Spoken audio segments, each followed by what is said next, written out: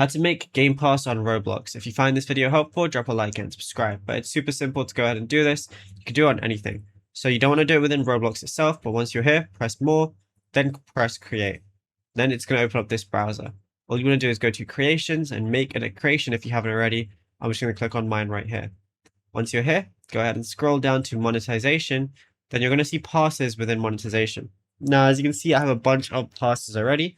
So all I want to do is on the top right, press create pass. Call it whatever you want, like here. And then we're just going to go ahead and call this something random. Put a description. You can add an image if you want to. Go ahead and press create. Now they're all going to be here. And I can just go ahead and find whichever one it was. As you can see, this one's currently on off sale. Press these three little dots and then press edit settings. Now I can change the name and description, and then I can go to sales, turn the item on for sale, put the price as whatever I want, like so. I can manage pricing as well, like regional pricing, and save changes, and you'll be good to go.